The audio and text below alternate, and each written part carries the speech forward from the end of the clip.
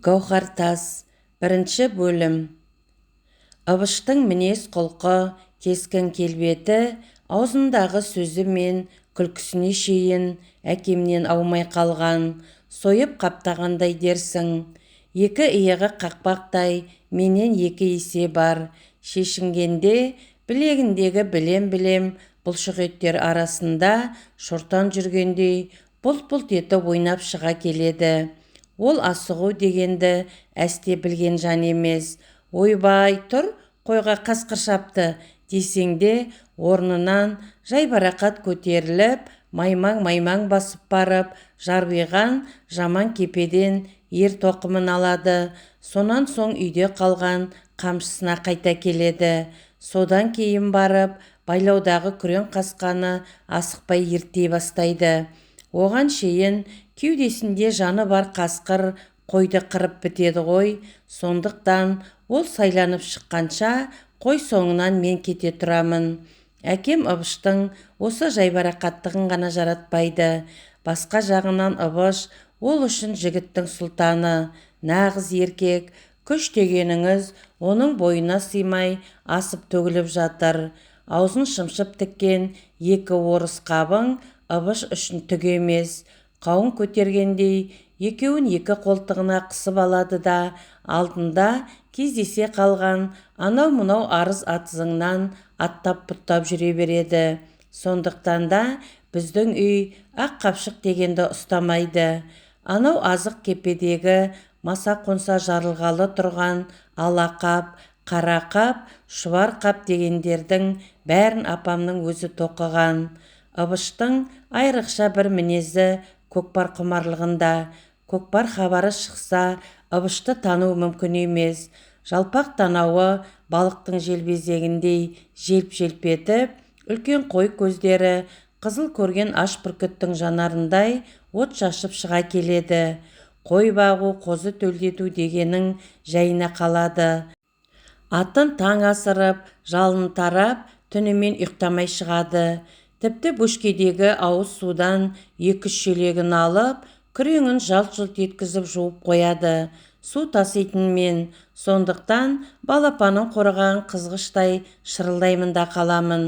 Бірақ әкем бір саусағын ғана қимылдатып, мені өзіне шақырып алады да, қойға бар, қиналсаң суды өзім-ақ әкелемін дейді, ақырын ғана. Ыбыштың ат құмарлығы мен шабандоздығына әкем қашанда разы. Көкпар болады деген хабарды да алдымен өзі айтып келеді. Үлкен баласының мен сияқты емес, қайратты, шабандоз, көп сөйлемейтіндігін ол мақтаныш тұтады. Сондықтан көкпар хабары сонау қазығұрттың бауырына шықса да, Ыбыштың баруын әкем іштей тілеп отырады. Мұндай кездерде ол оған ерекше мейірімді де шешіліп сөйлегіш.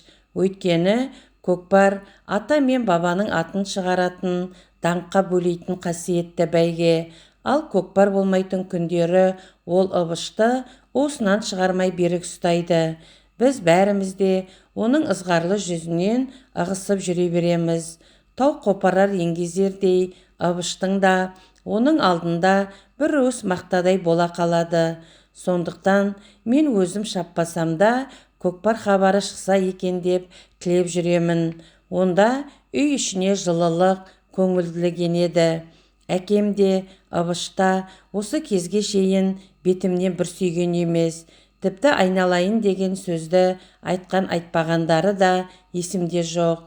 Баланы айналып толғана берсең, әйел тәрізді сынық, жасық боп кетеді деген әкемнің сөзін әлденеше рет естігенмін. Міне, бүгінде үнсізбіз. Анадай жердегі сықырлауық ағаш кереуеттің үстінде бәтес көрпені айқара жамылып Ыбыш жатыр. Ойына еш нәрсе кіріп шығар емес. Мен ертең оқуға жүремін, алысқа, Алматыға кетемін.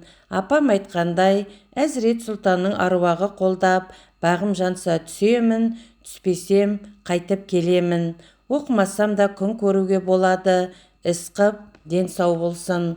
Әкем үйде жоқ. қайда кеткені де белгісіз. Жалпы ол үлкен бір іске аттанарда мақсатын ешкімге айтпауды әдетке айналдырып қанына сіңірген. Әйтеуір бүгін кешке келетіні ғана белгілі. Бірақ қазір түн жарымы боп қалды. Неге екені белгісіз кешігіп жатыр. Ыбыш қимылдар емес. Жатар алдында таңертең ерте тұрып, мені темір жол станциясына шейін күрең қасқамен апарып тастауға келіскен. Ол осының өзіне әрең көнді. Ат шаршайды. Есекпен ақ барсаңшы. Жеткен соң есекті Сопыбектің бастырмасына байлап кете сал. Біз барғанда әкелерміз деп күңгірлеген. Бірақ араға апам араласып, мейірімсіз, олай деуге қалай дәтің барады? Қарғадай балаға жаның ашыса қайтеді. Өліп қалмас атың, бөтен емес інің ғой әйтеуір, деген соң біраз үндемей отырып, келіскен ырай білдіріп жантая кеткен. Әне, сол бойы ұйықтап кетіпті. Көнетөз қара шабаданға бар тапқан таянғанын салып, апам байғұс қана көбелектей шарқырып жүр. Әдіра қалғыр, мейірім бар дейсің бе бұларда? Бауыр еті жалғыз інісі алысқа кетіп бара жатқанда қайтып қана ұйықтайды екен, деп анда-санда қапалана сөйлеп қояды. Сонан соң төсекте жатқан менің қасыма келіп, шашымнан сипап, бетімнен қайта-қайта сүйе береді. Сол сәтте оның көзінен жып-жылы жас бетіме тамып кетеді. Менің де көңілім босайды. Бұл әкем айтқандай жасықтықтан емес, мен кеткен соң апама мына үйдің ішінде көңілсіз болатынын ойлағандықтан еді. Бір кезде түгілі үйдің алдынан ат дүбірі естілді. Сәлден соң үйге әкем кіріп келді. Жатпағансыңдар ма? Деді ол қамшысын керегенің басына іліп жатып. Үнінде бір жылылық бар секілді. Мен қуанып кеттім. Тым болмаса оқуға жүрер кезімде мейірімді болса екен. Жоқ, деді апам, орнынан тұрды да асқамына кірісе бастады. Әуре болма, деді әкем жай ғана. Оны қоя тұр. Дударбас ояу ма? Әкем мені осылай атайтын. Қазір ғана жатты. Ертең оқуға жүреді ғой. Әкем қайтып ләм демеді. Күн ысымақ түгілі, аспан айналып жерге түсіп кетсе де, үстінен тастамайтын терсінген сары күпәйкесі мен қызыл брезент етігін шешіп, менің дәл жанымдағы салулы төсекке келіп отырды. Апам да үнсіз, мен де үнсіз. Әкемнің әлдеқалай айтар жаңалығы бар секілді. Сондай кездерде ылғи осылай ұзақ уақыт тіс жармай отырады. Дударбас, деді ол бір кезде салмақты қоңыр үнмен. Мен селт ете түстім. Әу көке, далаға шығып қойларды көріп кел. Шарбақ қораны бұзып шығып кететін жындары бар еді. Ішім әлденені сезіп, басқа бір сөзге келместен орнымнан тұрдым да, аяғыма апамның кебісін сұға салып сыртқа шықтым. Жұлдыздар жайнап тұр екен. Ай қып-қызыл боп сонау Қаратаудың ар жағынан енді көтеріліп келе жатыр. Оты сөнген ошақ басында байқаншық жатыр. Әріде қарауытқан төбенің бергі етегінен сыртанның әуп-әуп үргені естіледі. Ойпаңдағы қамаулы қойлар мамыражай күйсеп жатыр. Қораны бұзып шығу түгілі айдасаңда қозғалар түрі жоқ. Қанша шаруақор малжанды болса да, дәл осы жолы әкем мені шын ниетімен қойды көруге жібермегенін салған жерден білгенмін. Сондықтан шошаң етіп үйге қайта кіруді жөн көрмей, әбден әңгімелесіп болдау дегенше далаға жүрдім. Және ол ешқашан сары езулікке салынып отырмайды. Айтарын қысқа-қысқа етіп ақтарып салуға әдеттенген. Бір кезде үйге беттедім. Келе жатқанымды білдіріп, тамағымды бір кенеп алдым да, киіз үйдің алаша есігін айқара ашып, ішке кірдім. Не сөйлесті екен? Мен естімеуге тиісті қандай сөз болды ол? Табалдырықтан аттай бергенде әкемнің қарсы алдында малдас құрып отырған Ыбыштың еңгезердей денесін көрдім. Оның ұйқысы әлі жөнді ашылмаса керек. Ішке кірген маған бұрылып қарағанда қабағы ісініп, көз еттері білемденіп тұр екен. Ұстарамен кеше ғана тықырлап қырдырған басы күңгірт шам сәулесінің өзімен ақ қозғалған сайын жылт-жылт ете қалады. Шамасы айтылар сөз айтылып бітсе керек. Ол мен ішке енген кезде қайтеміз, мейлі енді деп күңк етіп, орнынан тұрды да төсегіне барып жатып қалды. Маған бәрі жұмбақ. Ол не деп сұрауға батылым жетпеді. Сол жұмбақ әке мен Ыбыш ұйықтаған соң ғана шешілді. Түн жарымы ауғанда апам қасыма келіп, болған жайдың бәрін сыбырлап айтып берді. Сонымен Ыбыш үйленетін болыпты. Бұл мен ешқашан күтпеген, тіпті үш ұйықтасам ойыма кіріп шықпаған жаңалық еді. Әрине, Ыбыштың ерте ме кеш пе, әйтеуір бір кезде әйел алып, отау тігетінін білетінмін. Бірақ оның үйленетіндігі туралы хабар дәл осылай аяқ астынан шығып, мен даладан үйге кіргенше барлық мәселе шешіліп бітерін күтпеп едім. Және оның қайтеміз, мейлі енді деуі құлағымнан таң атқанша ызыңдап кетпей қойды. Сұмдық-ай, неткен мінез, адамда толқу, тебірену деген болмай ма бұл, деймін ішімнен, аспандағы ақырын ғана жылжып бара жатқан жұлдыздарға ашық түндіктен қарап жатып. Ол үйленеді ғой, ғұмырлық жар сүйеді. Оған жас өміріндегі осындай ұлы өзгерістің өзі қой жоғалғандай әсер етпегені ме? Былтыр қыста екі саулықты қасқыр жеп кеткенде бұдан гөрі қаттырақ толғанып еді ғой. Қарашы әне, ештеңе болмағандай бейғам жатыр. Япырмай, шынымен ұйықтап кетті ме екен ол? Мен жеңешемнің болуын армандайтынмын. Табан астынан бола кеткен бұл тілек алғашында қатты таңдандырса да, дәл қазір даладағы мүлгіген тыныштыққа құлақ тігіп, кірпік қақпай жатқан шағымда маған тәтті бір қуаныш лебін әкелгендей болды. Кеудемдегі жүрегім самал тербеген қайың жапырағындай лүп-лүп етіп, болашақ жеңешемнің ақылды, ажарлы, бар мінезі әкем мен Ыбыштың мінезіне қарама-қарсы ашық жарқын болуын аңсадым. Бәлкім сонда темір тәртіп мекендеген салқынқандылық салтанат құрған мынау үйге бір өзгеріс еніп, көңілсіз өмірге күлкі араласар. Ол да мен сияқты қиялшыл болса, бірге отырып арман қуар едік. Ыбыштың тұйық мінезіне түрткі салып, сезімін сергітуге екеулеп бір әрекет жасап көрер едік. Мен осыны ойлап қуандым. Сол қуаныш босағаны аттап кірумен бірге менің ертеңгі алыс сапарымның тасталқанын шығарды. Ыбыштың үйленуіне байланысты әкем дударбас оқуды белша қоя тұрсын, келім-кетім кісі бар, күтіп алар қонақ бар. Ол кеткен соң мына малды кім бағады? Келін түскен соң келесі жазда барар оқуына. Бір жыл кейін ояз болса да кештік қылмас депті. Мен әкемнің бұл шешіміне қарсы бола қойған жоқпын. Абыр-сабыр кезеңде айдаладағы жалғыз үй қойшыға адам қолы аса қажет болатынын түсінсем, жаман болсын, жақсы болсын, туған ағамның 3 күннен кейін келіншек әкелетінін біле тұра, сол қуанышқа ортақтаспай, өз жөнімен аттанып кете беруім бүйрексіздік болар деп түйдім. Биылша оқуды қоя тұруға келіскенімді естігенде апам қатты қуанды. Оның ойынша, биыл мен әлі тым жаспын. Келесі жылы буыным қатаяды. Оң қол сол қолымды анық танимын. Сол кезде алыста жүрген мені уайымдап, апам да қатты қинала бермейтін болады. Ұядағы жұмыртқа пісіп, қарғаның миы қайнайтын жаз айының от шашқан бір күнінде Ыбыш қасына 2 жігітпен тағы бір 2 ақсақалды ертіп Тоғансайға жол тартты.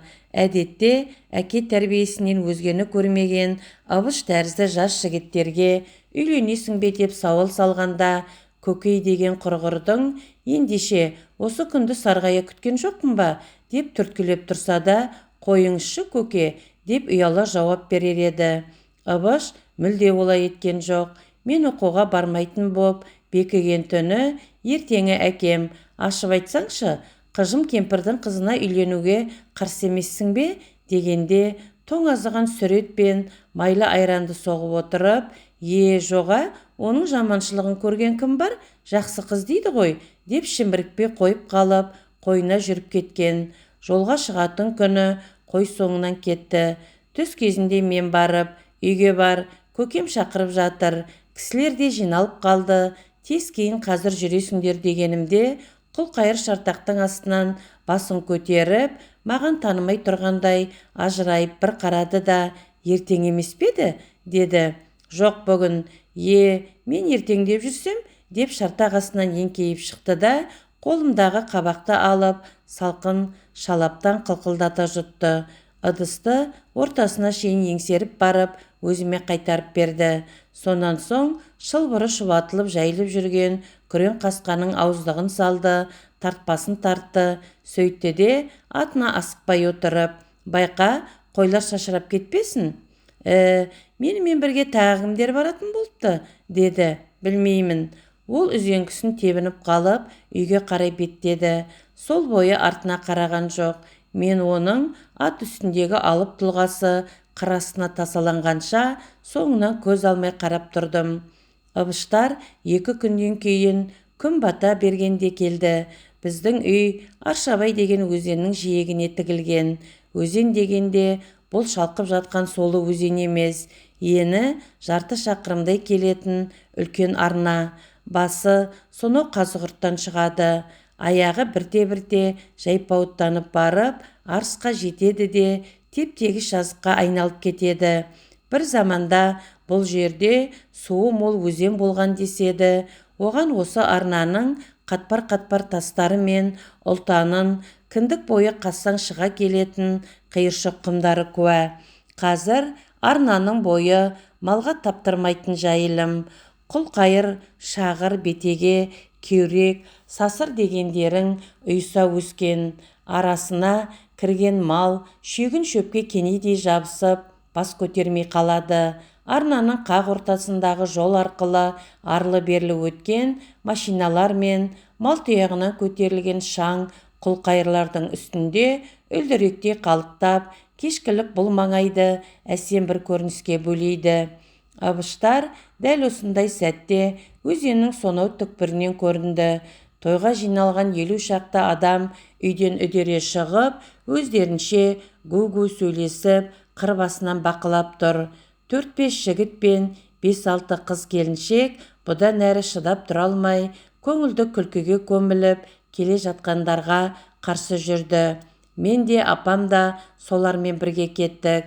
Апам қуаныштан күліп жүр, жылап жүр. Көзінен аққан жасты байқайтын емес. Қара баласының да, келінін де айнала береді. Олар мінген машина бізге әбден жақындады. Бұл орталықтан бізге жиі келіп, кино көрсетіп кететін шофер Амангелдінің автоклубы болатын. Әкем ол бір келгенде жалынып жалпайып жүріп, әзер көндірген. Машинадан түскенде Ыбышты танымай қалдым. 2 күннің ішінде өзі күрт өзгеріп кеткен секілді ме, қалай? Күнге күйіп май сіңген топырақтай болған қоңырқай жүзіне қан теуіп, қоңқақ мұрны делдие қапты. Басындағы сабан шляпысы мен үстіндегі көк бешбеті сом денесіне жабысып, өзін мүсіндендіре түскен. Ол ешқайсымызға сәлем берген жоқ, ешқайсымызға бұрылып та қарамады. Тек апама жеткенде ғана аздап кідіріп, бетінен сүйгізді де, одан алыста дөң басында 5-6 шалмен мәслихаттасып тұрған әкеме қарай кетті. Ыбыш, деп соңынан ентелей бергенімде, ол артына бұрылып та қарамаған бойы қал дегендей күректей алақанын жай бір сілтей салды. Не болса да, мен осы сәтте оның аршында адымы мен ұстамды жүзіне, алып тұлғасына, туа қалыптасқан қаталдығы мен әкеме шексіз ұнайтын асқан сабырлығына сүйсінгендей болдым. Той қызығы 3 күнге созылды. Жастар жағы 2 күн бойы сауық құрды. Кең жайлау, кең дала, Аршабай өзенінің көгілдір аспанын жастар әні кеулеп жатыр. Туған дала ерке ұлдарын құшағына ап, солармен бірге қосыла әндетеді, қосыла күледі, қосыла қуанады. Өзіне тартып туған сауықшыл ұл қыздары күміс нұрға толы айлы түнде ақсүйек ойнады, топ-топ болып ойпанмен қырбасында ән салды, домбыра тартты. Енді бірде балғын балалық шаққа бір мезет қайта оралып, жопар иісті көк шағырдың арасында жасырынбақ ойнады. Әзілқой сылқым жеңгелер гүл атқан құлқайыр түбінде көрікті өнершіл қайнысы мен шаршағанша алысты. Кейбір жас бойжеткендердің жігітке деген нәзік сезімі осы айлы түндерде алғаш оянды. Кісілерді күту қамымен жүріп, мен ол сауық сайранның біріне де түгел қатыса алмадым. Күндіз қой соңына кезек-кезек салып қойған жас балаларға сене бермей мал жаюға кетсем, үйге жеткенде самаурын қою, ботқа тарату, ат байлау дегендерден қолым тимейді. Үшінші күні түс ауа мал соңында жүргенде бір бала ентігіп жетіп келді. Қайыркен көке, мен осында қалам, сізді тез жетсін деп жатыр, келіншектің бетін ашасыз деді. Міне саған тапқан екен бет ашатын кісіні. Япырау, анау сайдың тасындай сақырлап жүрген жігіттердің арасынан біреуі табылмағаны ма сонда? Туған қайынсына бет аштыру ерсе емес пе? Үйге жеткенде жұрт арнайы салған үлкен шей бастырманың астында гу-гу сөйлесіп отыр екен. Шынында жайшылықта ауыз жаппайтын кейбір жігіттер жеме-жемге келгенде сөз таба алмай, ортаға сүйресе де шықпай отырса керек. Ай, үнің өшпейтін темір жақ едің, қане көрсетші сол өнеріңді, деп қояды әйелдер жағы. 2 күн бойы жеңгелерге қырғидай тиіп жүрген ұзын бойлы бұйрабас жігітке қарап, ол болса, өстіп ескілікке салынудың қажеті қанша, комсомольская свадьба жасау керек еді ғой, деп тыржиып қояды. Немене қыл дейді? Ей, мына сорайған неме, деп отырған кемпірлердің бірі оның сөзін жақтырмай қалды. Сонда той қызығын сендер көресіңдер, мына біз немене көреміз? Ескіліктеуін түге, бет ашқаның несі ескілік? Ол халықтың жоралғысы. Ана Қайыркеннің тойында жасарсыңдар, комсомол суәтбісін. Суәтбі мә немене де әлгі? Әптің құрғырдың суәтбішілін әліне қарамай, одан да 2 сөздің басын құрастыра алмаймыз десеңдерші. Жайшылықта ауыз жаппас, той дегенде бірін таппас деген. Ал Қайыркен, кел айналайын, мыналардан күн шыққалы түк шығатын емес. Туған қайынсы болса қайтеді дейсің? Газетке өлеңін шығып жүруші еді ғой. Селтеңдеп күлуден басқаны білмейтін мына өңшең ынжық немелердің аузына құм құйып кетші. Әй қара келін, үйден жіңішке оқтауды алып шық деп, ол орнынан тұрып келіп, қолындағы ақ шаршысын маған ұстатты. Мен не істерімді білмей аңырып қалдым. Соншалықты сеніммен бастырмалатып келіп, қолына ақ шаршысын ұстатқан соң бас тартуға мұршам болмай қалды. Ана жастар жағы болса, ұялма, қысылма, давай деп отқа май құйып жатыр. Бет ашуға да үлкен қабілет керек. Тіліп түсетін өткір сөзді аяқ астынан тауып, осы отырғандардың бір кемшілігін уытты сынға алу керек. Ол арға тиетін жалаң сын емес, жұрт күлетін, әзілмен астасып жатқан сын болуы керек. Осы сын садағына кісілердің үлкен кішісі, ақ сақалы мен қара сақалы жаппай іліге береді. Және бет ашушыға ешкім ренжімеуі керек. Не болса да ішінде кетсін. Әрине, кейбір шыныдай шырт ете қалатындар шыдай алмай әлденені айтып салады. Бірақ жұрт оны одан бетер күлкіге айналдырып, көпке шейін сөз етіп жүретін болады. Менің өлең жазатын жыным бар екені рас еді, бірақ жұрт алдында ешқашан шығып көрген емен. Оның үстіне қапелімде қойылған талап дегбірімді кетіріп, есімді алды. Қолыма оқтауды қалай ұстап, оған ақ шаршыны қалай байлағанымды да білмеймін. Бір сәтте есімді жиғандай айналама қарағанда, мені тескілеп, түйрелеп бара жатқан сансыз көзбен сөз күтіп, телміре қалған жүздерді көрдім. Енді кейін шегінуге болмайды. Не де болса тәуекел. Мен сол кезде 3-4 қыздың ортасында бетіне сәусілдеген ақ жібек орамал жауып, үнсіз тұрған жеңешемді көрдім. Оның бойы сұңғақ, менен екеліде ғана алас екен. үлбіреген жұқа ақ орамалдың ар жағынан кеудесіне басқан қолының саусақтары ағарып көрінеді. Ол тіпті дем алмайтын сияқты. Кеудесімен екі иығының қозғалғаны байқалар емес. Кеше кісілердің атын атқа қойып келе жатқанымда бірнеше қыз келіншектермен бірге жеңешемнің анау дөң басында әңгімелесіп отырғанын көргенмін. Күн енді ғана көтеріліп, Көкпеңбек Аршабай өзенінің аңғары алтын нұрға шомылып жатқан шақ еді. Жеңешем орамалын иығына салып, қыз келіншектермен сөйлесіп отыр екен. Қасындағы Балакүл деген жас әйел саусағымен мен жақты нұсқап, әлдене деп жатқанын байқап қалдым. Сол сәтте оның мені жеңешеме сырттай таныстырып, анау сенің туған қайның болады деп түсіндіріп жатқанын сездім де, оларға бұдан әрі жақындауға батылым жетпей, үйге қарай қиғаштай тарттым. Сол кезде Балакүл, «Әй, Қайыркен, мұнда кел» деп қол бұлғады. Күнге шағылысқан білезігі мен көңілді күлкісінің сыңғырлағаны қоса естіледі. Олардың қасына барсам, жеңешем қолайсызданар дедім де, «Балакүл, қолым тимей жүр» деп айқайладым. Таңғы даусым қош иісі аңқыған кең алқапқа сіңіп кетті. Ол даусым тына бергенде Балакүлдің, «Өй, ұялшақ, келіп таныспай ма екен, қайта?» деп соңғы жағын күлкі көмген ашық үнін естіп қалдым. Қазір соным үшінде қысыламын. Сонда да болса, тершіген маңдайымды алақанымен сүртіп, тамағымды бір кенеп алдым да, алғаш аузыма түскен салтанатты екі-үш шумақты шұбырта жөнелдім. Сонан соң ең негізгі жауапты бөлімге көштім. Тойға келген адамдардың бәрі маған таныс. Демек, олардың әрқайсының бір міндері бар екенін де білемін.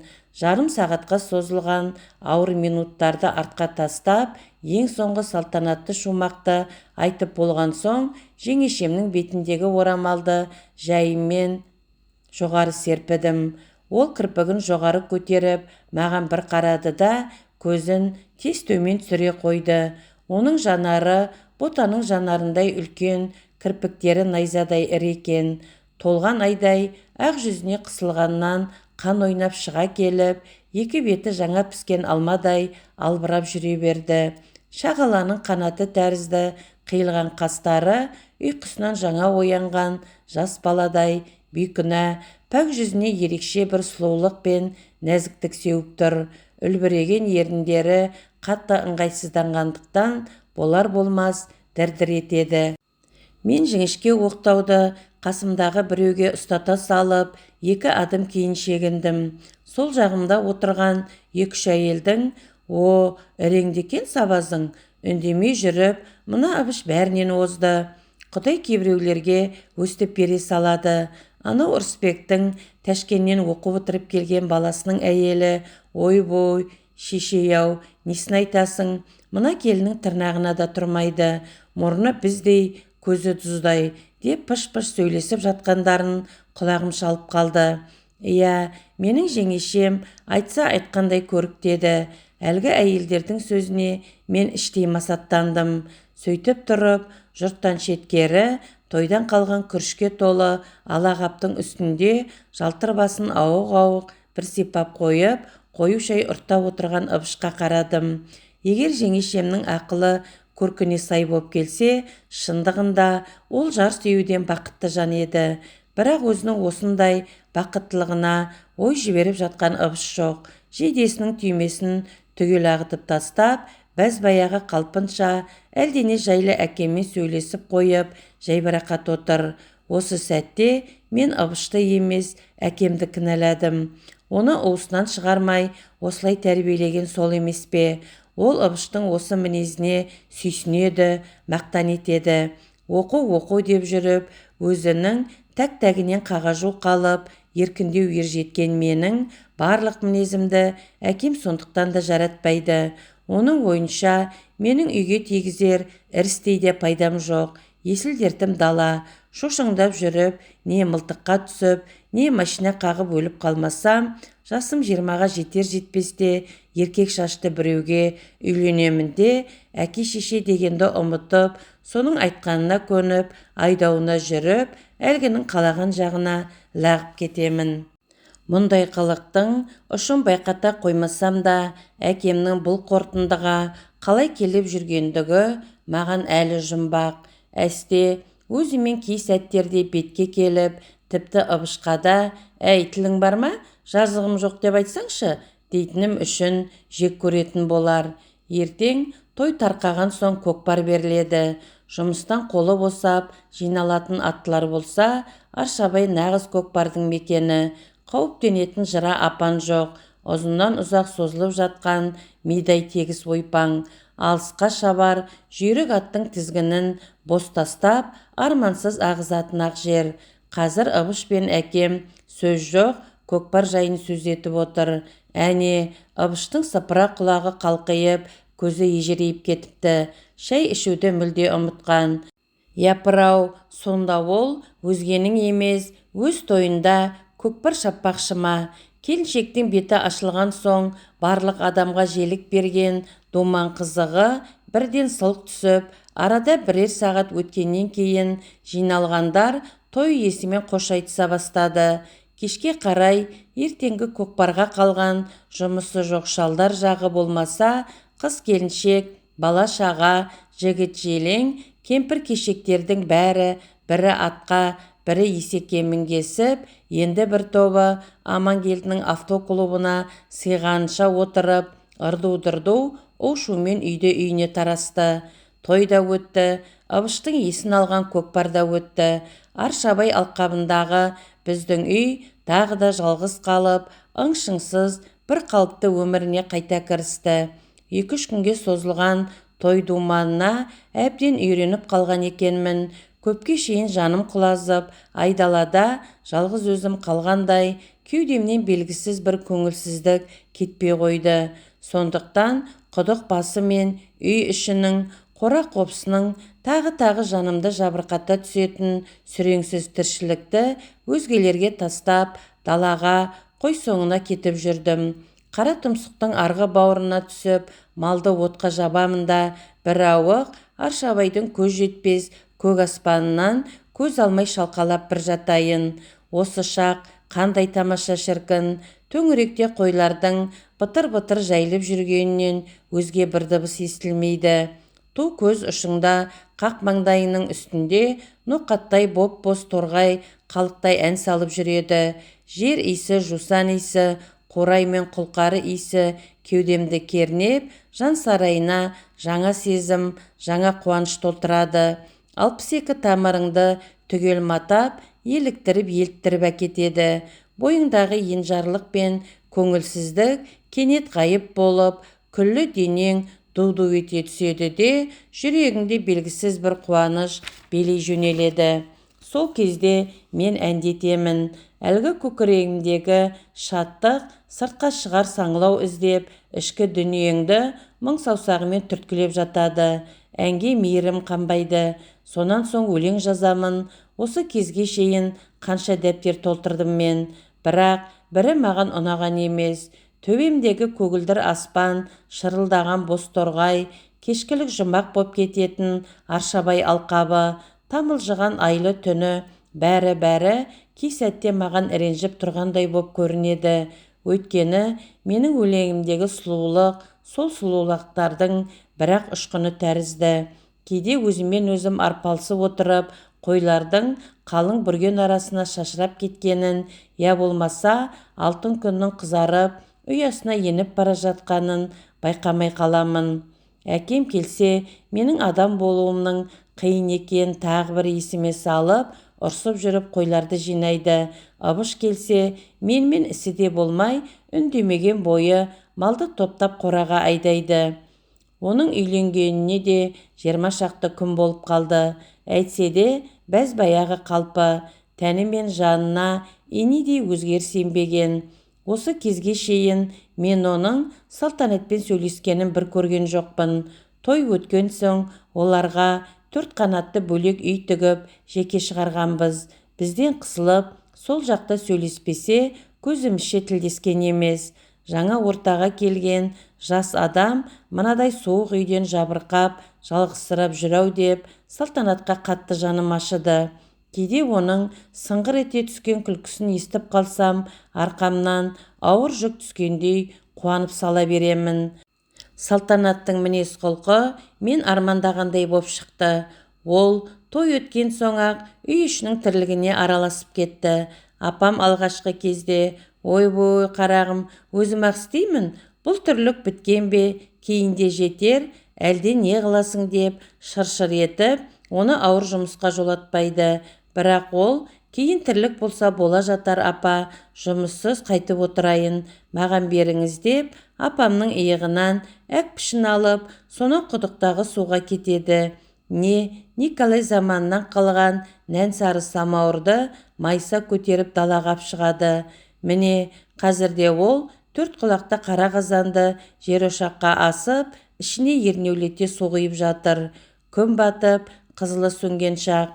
Бүгін желкем жоқ болған соң, қойларды есік алдына иіріп тастағанбыз. Салтанат бір құшақ кепкен қурай әкеп, отқа салды да, сіріңке жағып от жақты.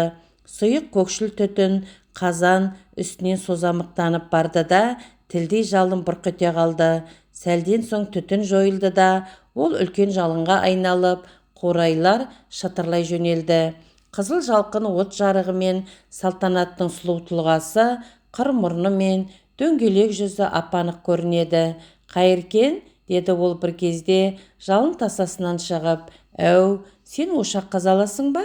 «Қайдам, бірақ несі бар дейсің?» «Онда басқа жерден жақсылап жаңасын қазып берші. Мынау тым терең екен, оттың қызуы қазанға аз барады». Ыбышқа айтып ем, өзің қазып ал деп көнбей қойды. «Қолым тимейді» дейді. Қолы тимейді емес, қолынан келмейді ғой деймін. Соның Сөз соңын оның сыңғырлаған күлкісі көміп кетті. Әдемі күлкі, ерке күлкі. Оның бұл сөзі мен күлкісінде ерне деген жарасымды әжуа, жеңіл ғана байқалмас наз жатыр еді. Жарайды, қарап отырмын ғой, қазір-ақ қазып берейін». «Жоқ, қазір шаршап келдің, әрі қараңғы. Ертең қолың босаған кезде, мақұл ма?» Ол жас бала секілді түтін кірген көзін екі қолымен құшырлана уқалап бері қарай жүрді. Есік алдындағы ер тоқымның үстінде домбыра шертіп отырған менің қасыма келіп тоқтады да, «Гауһар тасты салаласың ба?» деді еңкейіп. «Гауһар тас? Ән бе?» «Иә, ән. Бірінші рет естіп отырсың ба?» «Жоға, домбыраға ән жақсы келмейді дегенім ғой, одан да күй тартып берейін». «Жоқ», деді ол, кеудесін тез жоғары көтеріп алып. «Күй өз жөнімен, ал домбыраға ән де жақсы келеді. Бірақ сен тарта алмайсың». Салтанат осыны айтты да үйге кіріп кетті. Мен қатты қысылып қалдым. Оның күлкісі құлағымнан біразға дейін кетпей қойды. Салтанат апам мен маған өте тез үйреніп кетті. Үйде әке мен ыбыс жоқта ол апамды өзіне жақ қып алып, мені мазақтайтында болды. «Дұрыс қой, апа, «Апа, сіз айтыңызшы, солай емес пе?» «Апа, оны сіз де білесіз ғой», деп мен жасаған кейбір оғаштықтарымды күлкіге айналдырады. Апам болса, әрине қарағым, білемін ғой деп, оны бас изеп қостайды да Салтанатқа одан бетер желік бітіріп қояды. Ара-арасында өзі де ықыластана күліп, мәз-мәйрам боп жадырап қалады. Салтанаттың жеңіл әзілдері кейде жаныма батып кетеді. Мен құлағыма шейін қызарып, намыстанып қаламын.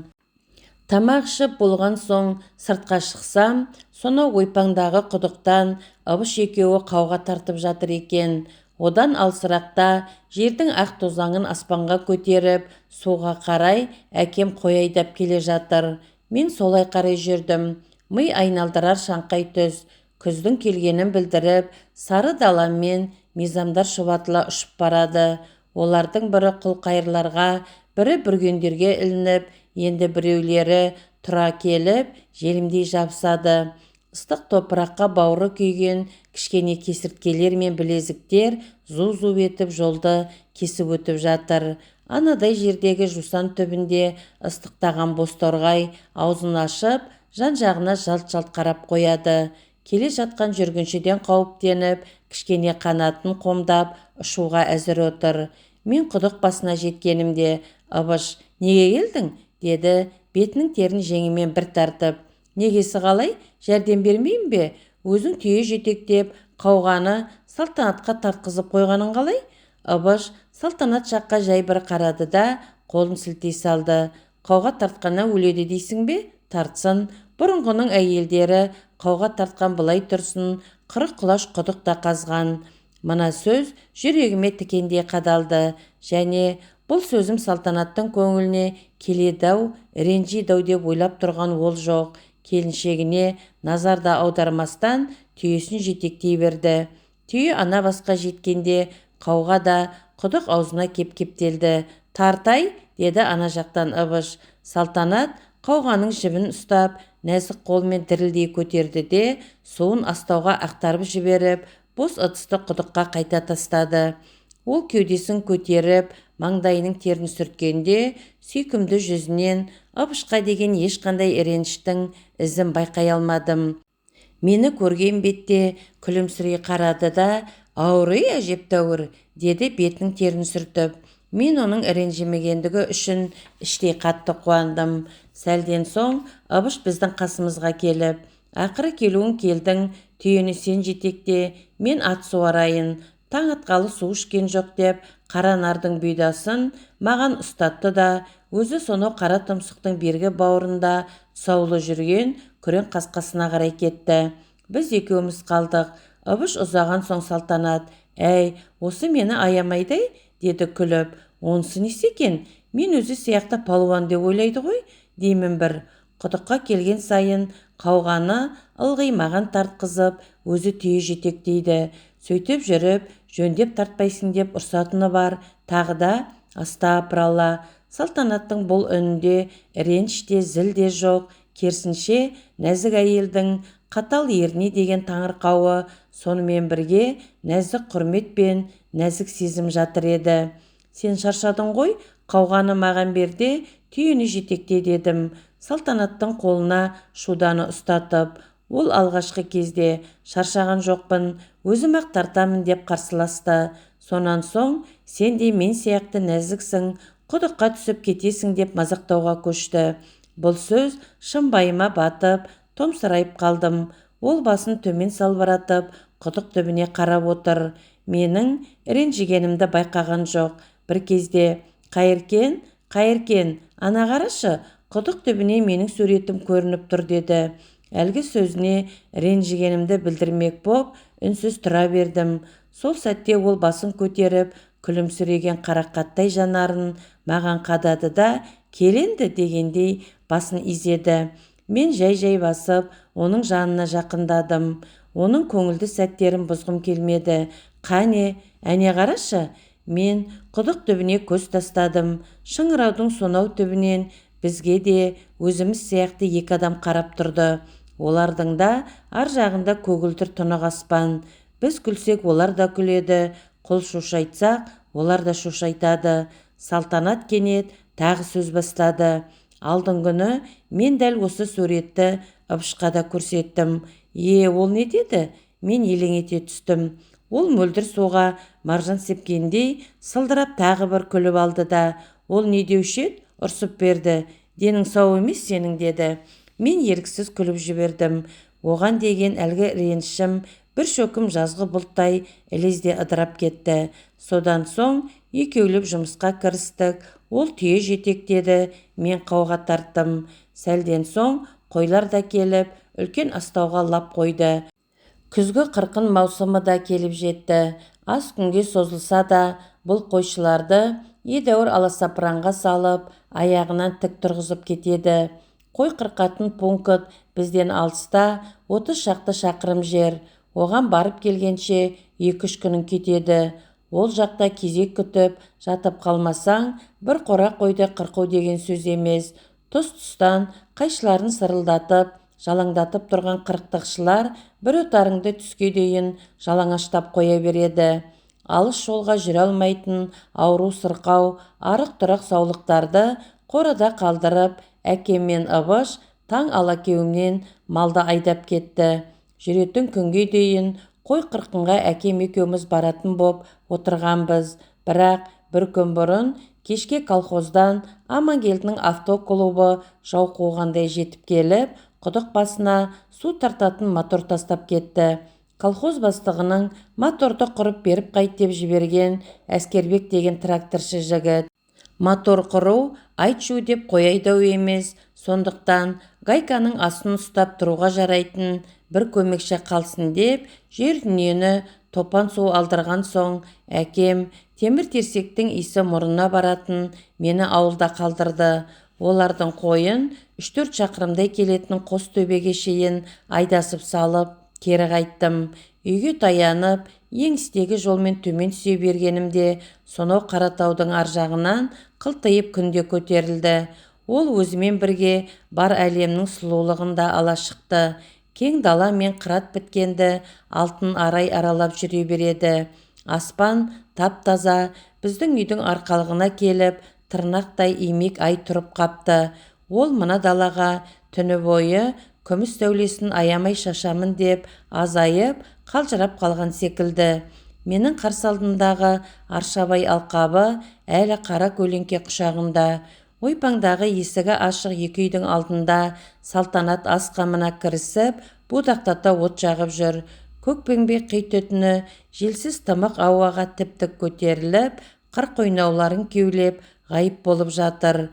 Әріректе апамның тауықтарға жем шашып, ту-ту деп шақырған таңғы даусы құлаққа анық естіледі. Қара көлеңке алқап жақтан оқтын-оқтын лып ете түскен жібек самалмен бірге қи түтінінің қоңырқай исі келеді. Ой, айналайын, кешіктің ғой, соншалықты алысқа ұзай бермей-ақ, ана қырдан асырған соң қайта бермедің бе? Деп қарсы алды апам мені үйге келгенде. Мен қорада қалып қойған 5-6 арық-тұрық малды қара тұмсықтың бауырына айдап апарып, қайтып келдімде үйге кірдім. Ыбыштың бұрынғы сықырлауық кереуеті маған тиген.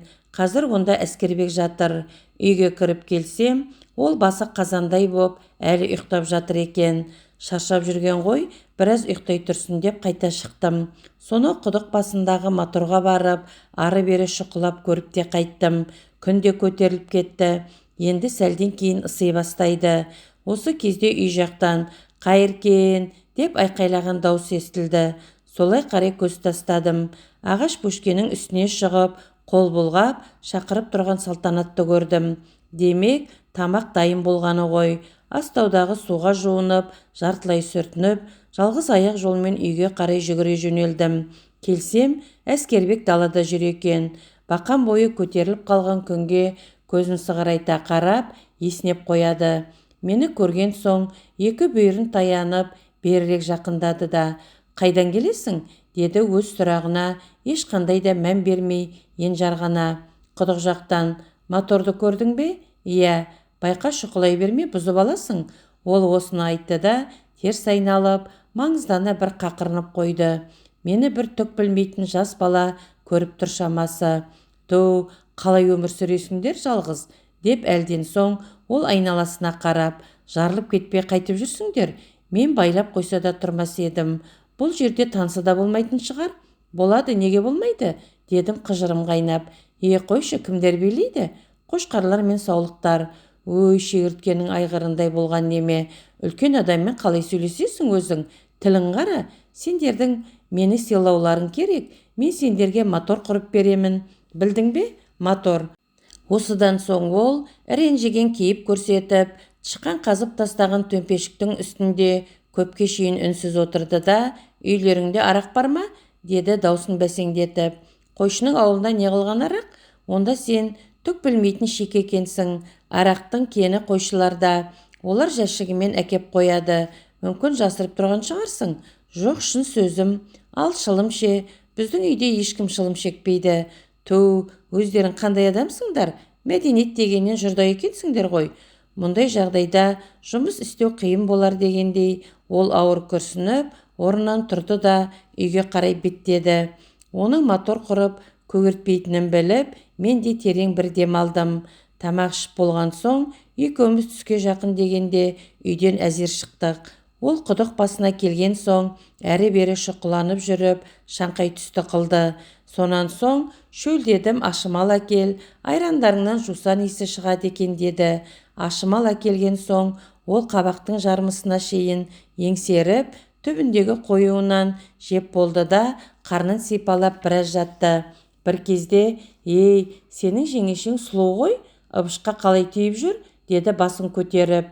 Ондай әйелге ыбыш түгілі мына бармақтай біз сияқты жігіттердің де қолы жетпей жүр. Ақша төлеп алдыңдар ғой, ә? Оның бұл сөзі жаныма батып, намысымды қоздырды. Сонымен бірге жеңешеме деген қызғанышымды да оятты. «Әй, мотор құрмасаң құрып кет, бірақ абайлап сөйле», дедім оған тайсалмай қарап. «Сен ыбыштан артықпын деп отырсың ба? Ондай әйелге қолың жетпесе, бор кеміп, жасықтығыңнан көр». «Мәс саған, сонда ыбыш қызды өткірлігімен, батылдығымен түсірді деп ойлайсың ба? Әкесі тұрымбет әперіп отыр. Ағаңның көкпар шабудан басқа не өнері бар?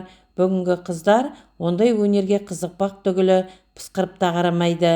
Әкесі болмаса, әйелсіз қалар еді ол. Көрдің бе енді айдай сұлуға үйленгенін? Әй, түбі бол ыбышқа қатын болмайды», деді қайта шалқалап. Мен бұдан әріге төзе алмай, орнымнан атып тұрып, оның жағасынан ала түстім. «Тарт тіліңді, жатқан жерде мынамен жағыңды уатамын тура», дедім, ауыр балғаны жоғары көтеріп. «Сен осында соны айтқалы келіп пең?» Ол балғаға бір мені ыза кернеп түтіккен жүзіме бір қарап қойды да, «Тарт әрі балғаңды», деді. «Бол тез, сәл кешіксең, ол өз маңдайыңа тиеді». Батылым жетіп бәрібір ұра алмайтынымды білген соң, оның жағасынан қолымды босатып кейін шегіндім. «Ал мені ұрарсың, басымды жарарсың», дедім, шегіне құдық шығырына тіреліп. «Бірақ есіңде болсын, әлгінің бәрін ыбышқа айтып, жерге кіріп кетсең де, таптырып аламын да, додаға түскен серкедей тоз-тозыңды шығартамын. Айтпады деме».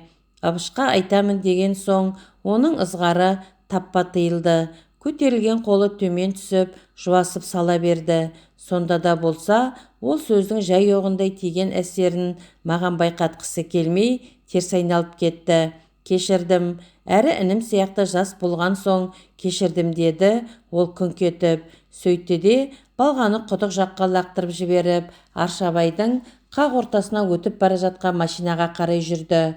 «Ал, қолдарыңнан келсе құрып ала қойыңдар», деп Әскербек батырымыз сонымен тайып тұрды. Мен үн-түнсіз қала бердім.